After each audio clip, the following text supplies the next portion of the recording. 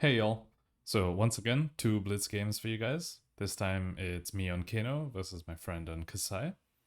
And yeah, let's get into it. So for this game number one, my opponent has gone first.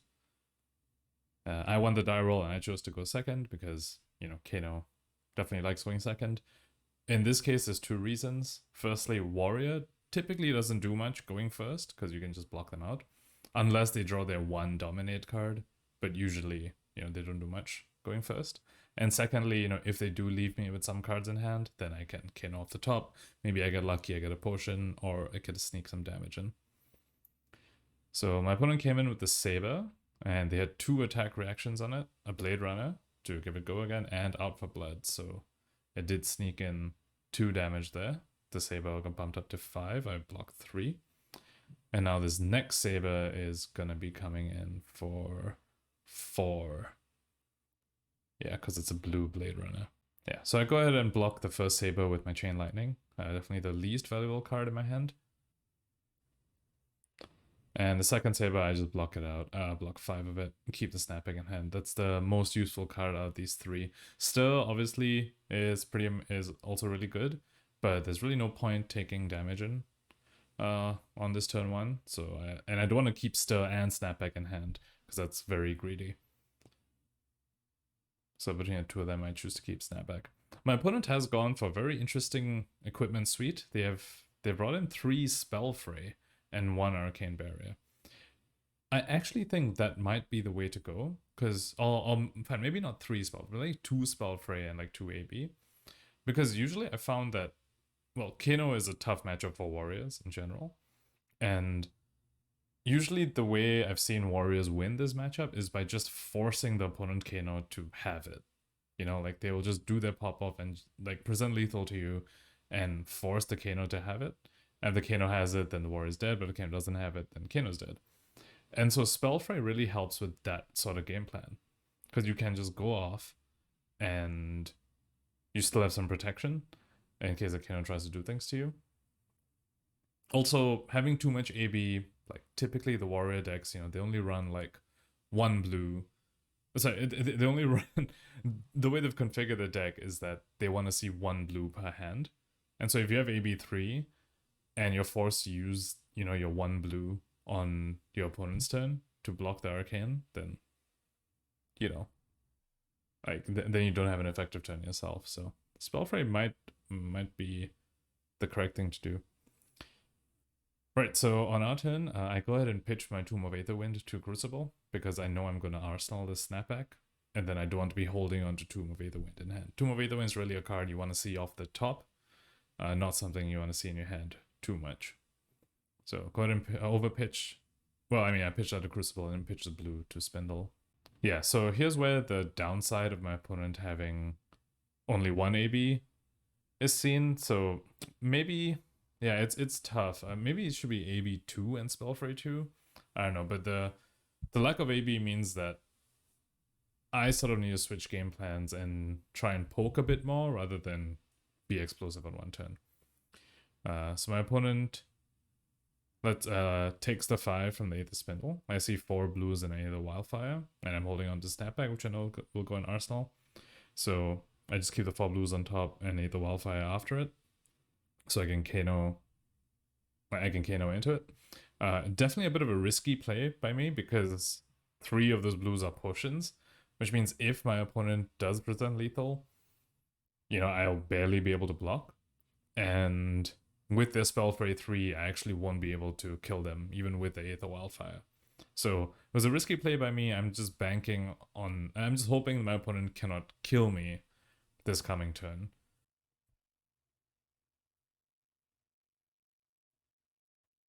Okay, so my opponent starts with a blue hit and run.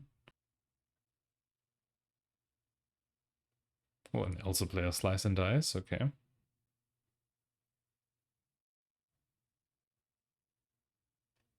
Cool, and they're coming with the sword, and the sword right now is coming in for 3. Yep, so I take the 3. And I know the second sword will be coming in for 5 base, because of the slice and dice.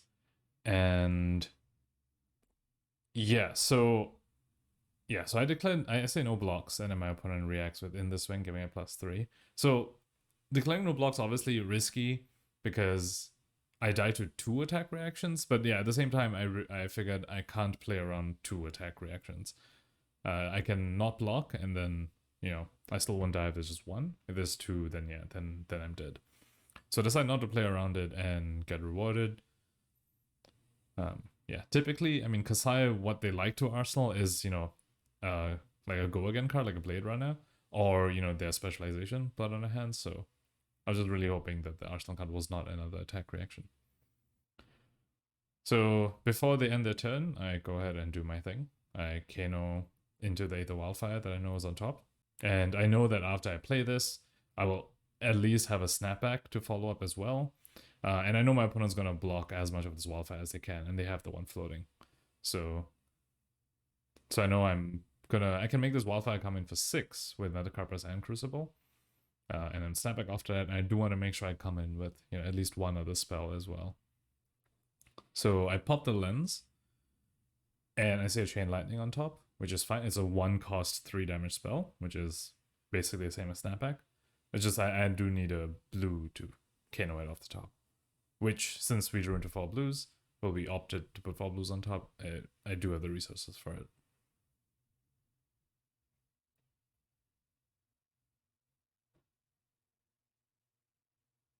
Yep, so I go and put them back on top. I do leave that I do leave the energy potion on top as well, just to ensure that I draw blue on the following turn. So yeah, so now there's wildfires coming in. I buffed it with Crucible and Metacarpus. Yep, as expected, my opponent uses all the Spell Fray and the 1 floating to block 4 of it.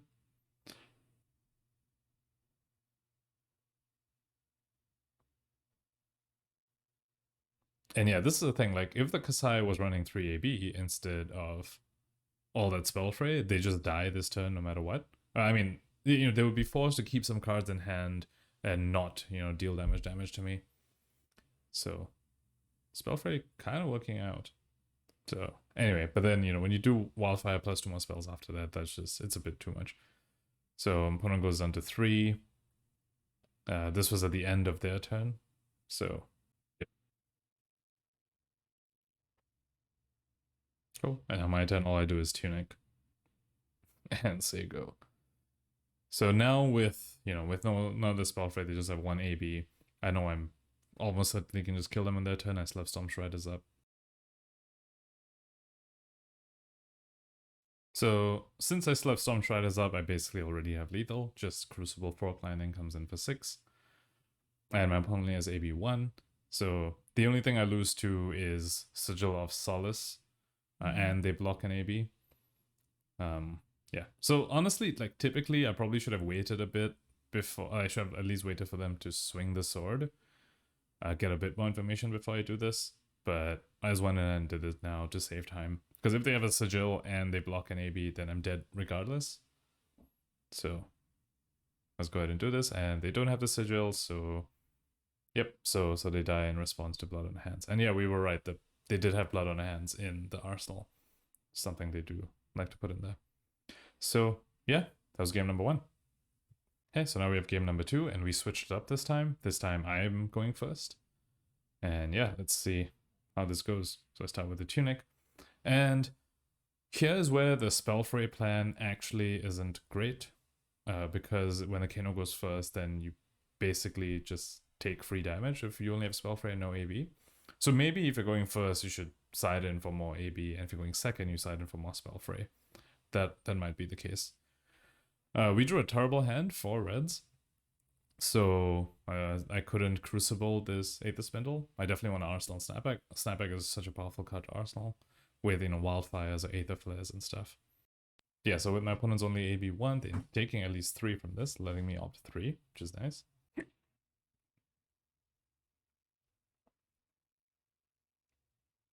Yep, so they take 3 and I opt. I have 2 blues and a Voltic Bolt. So I'm pretty happy with this. I just keep them all on top. I know that my next turn is just going to be pitch a blue to Voltic Bolt, and I'll just use 2 cards to block. Because since my opponent has all this Spell Fray, the threshold they need to be at before I can just explosively kill them is a lot lower. So I do need to get them to, you know, that low life total. Which means my first few turns should just be, you know, Aether Spindle, Voltic Bolt, etc.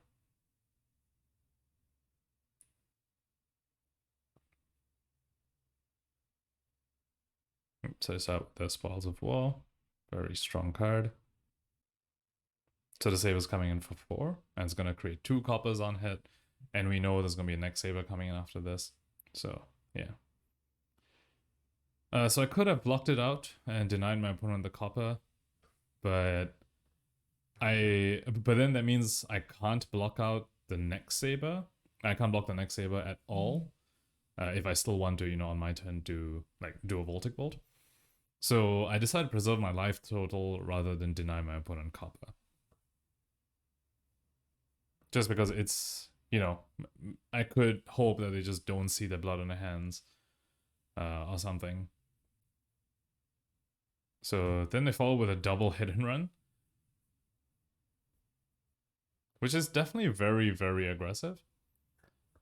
Typically, you would like, I would think Kassai wants to arsenal a hit and run just to sort of ensure they have a go again on the next turn in case they don't draw it. But then again, now they're running like 6 copies of Blade Runner. Maybe my opponent felt like they didn't need to do that and they could just push in more damage right now.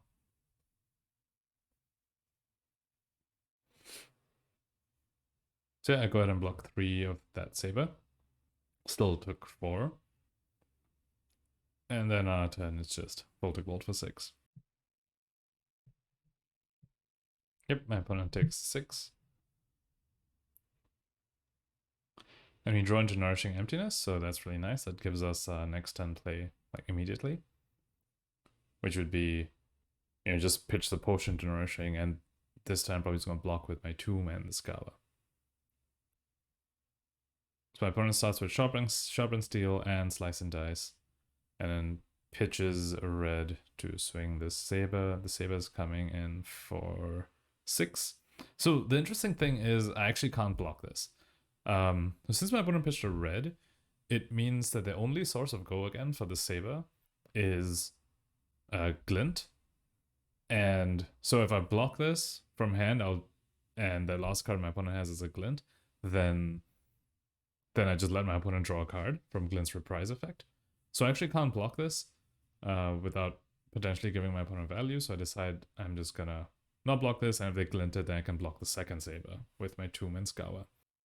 And since my opponent played Slice and Dice, you know, we are sort of expecting another Go Again effect. So I say no blocks, and actually my opponent doesn't have a Go Again effect. So they just go ahead and arsenal, so that's really good for us. Also note, like, you know, there was no...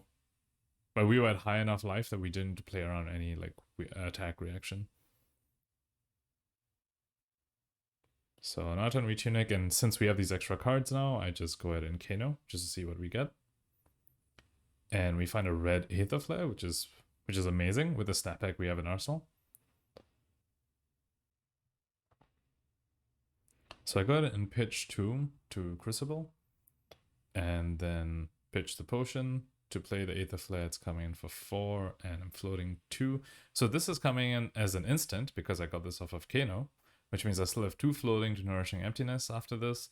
And if my opponent doesn't block enough of this Aether Flare, I can use my Tunic resource to snap back. But my opponent does elect to use their Spell Fray here, so they block this Aether Flare completely. So then I decide not to snap back because there's no point. And I go ahead and just Nourishing Emptiness. This is 6 Dominate. Nourishing Emptiness, a card that has definitely... It's weird. It's gotten weaker in other decks. So yeah, like a non-wizard deck, it's gotten a lot weaker because so many classes have fridges now. Like if you play Nourishing Emptiness against Runeblade, they just laugh at you and put their fridge in front of it. Or you play against Warrior or Oldhim, and you know they'll just easily block it out even if it has Dominate. So yeah, it's gotten a lot weaker in Blitz, except in Kano, because people side out their fridges for AB against Kano. Right, like Runeblades would be siding out, well, I guess not Skeletor, but you know, instead of Skullcap, they'll have a Null Rune Hood. And you know, probably run Vex and Quill Hand for their arms, so they actually can't block this out because they've sat in all the AB. Similarly with Warrior, right? Typically, you know, if you're Warrior against Warrior, you play Nourishing Emptiness into your other Warrior, they just block it with the Fridge. Okay, so my opponent blocks with 1 card. They take 3, and a hit trigger happens, and I get to draw 5 cards. So we see a second snapback, and we see Chain Lightning, so we can do the Chain Lightning snapback thing. If you're not sure what that is, it's going to come up in a bit, so... Okay, then my opponent starts with a cash-in using 4 of the coppers, and I go ahead and respond to this before my opponent gets to draw more cards. Yep, I'll pop land since this is my going off turn. Let's just see what I get on the top. You know, you could get lucky and get a better thing to play off the top. Like, I could conserve my Striders if I found a good thing to play off the top. You know, if I play that card off the top, and I can still snap back at instant speed after that. Unfortunately, I just see 2 blues. So neither of them are very, you know, worth Kanoing off the top for, so I do use my Storm Striders. I go ahead and pitch a blue to Storm Striders, floating 2, and now here is the Chain Lightning snapback thing. So okay, I'll go ahead and Crucible, and then use last floating to Chain Lightning. And now, while the Chain Lightning is on this stack, well, first, you know, I do Metacarp as a Chain Lightning since I have plenty of resources. And then while the Chain Lightning's on the stack, I play snapback as an instant, which I can do because I have played another wizard non-attack this turn, which was the Chain Lightning. I also Metacarp as that snapback. And then in response to that snapback, I play my other snapback and also Metacarp as that. So that means that by the time the Chain Lightning resolves, it has seen me play another wizard. It has seen me play another wizard non-attack this turn, which is snapback. And so Chain Lightning will also deal the damage. So that's the Chain Lightning snapback interaction for those of you who didn't know. And yep, my opponent can't block all of this out. And so we call the game right there. So yeah, 2 very quick games as Blitz is. I mean, especially if you're playing Kano. So yeah, Spellfray, interesting choice by my opponent. I do think there's something to be explored there. This is my first time playing against someone with Spellfray as Kano, and it was... I do feel like I did have to switch my game plan a lot. I couldn't rely on, you know, explosively killing them on one turn. I had to make sure I whittle them down a lot more first. Or my explosive going off turn, like in game 1, was just to whittle them down, and it wasn't to actually kill them. Also, my opponent was Salty Whale, a very prominent Flesh and Blood collector. So if you're more interested in the finance side of Flesh and Blood, go check out the channel. Link will be in the description. And yeah, go learn how you can make money off of buying and selling Flesh and Blood cards as they do. So yeah, thank you for watching and hope you enjoyed it.